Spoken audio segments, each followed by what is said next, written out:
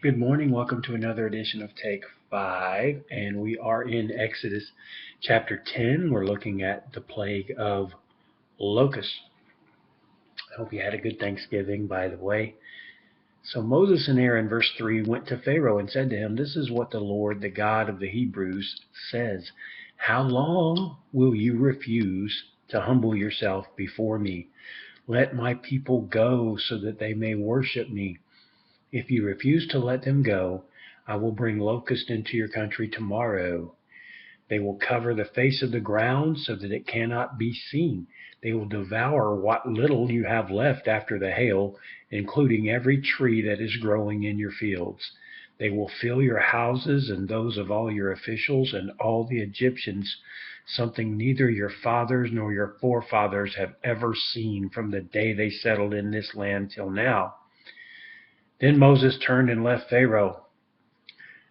Pharaoh's officials said to him, "How long will this man be a snare to us?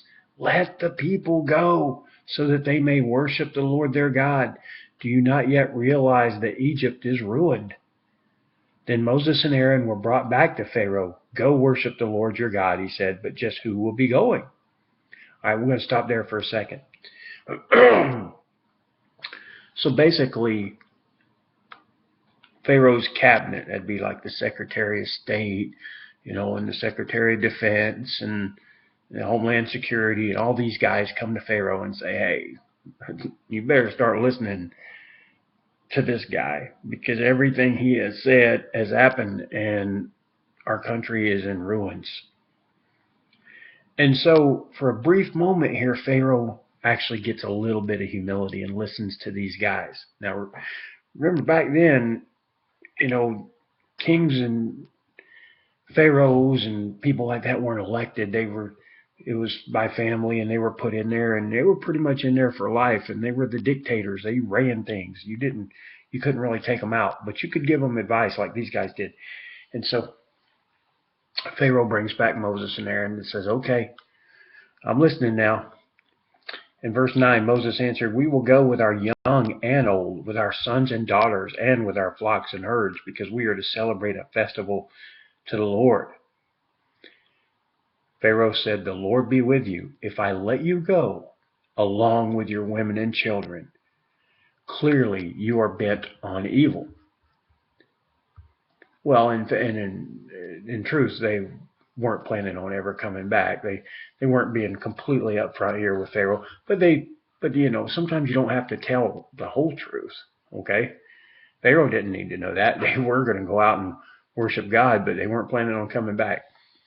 All right, so Pharaoh kind of suspects that, and he's right on that. Verse 11, "No, have only the men go and worship the Lord, since that's what you have been asking for." Then Moses and Aaron were driven out of Pharaoh's presence.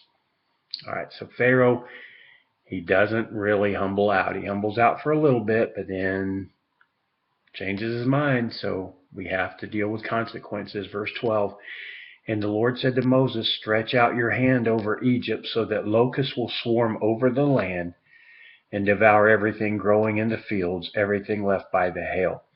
Now, before we get to this any further, I want to point out something about Moses and Aaron. They didn't compromise, all right? They wanted to get everybody out of Egypt, and they certainly weren't going to leave without their women and children, so they didn't accept the deal, all right? And I will tell you, the devil will offer you deals all the time. He wants you to kind of serve him or kind of serve God halfway. One of the greatest tragedies, and yet one of Satan's greatest victories, are the number of Christians that serve God halfway. They're not all in. All right, Moses and Aaron were all in. They said, "We're getting everybody out." They weren't just going to take some. All right, and we don't want to just give God some of our heart. We don't want to give God just some of our time. Everything is devoted to him. But they weren't willing to do that, and they're going to trust God to eventually get them all out, and he will.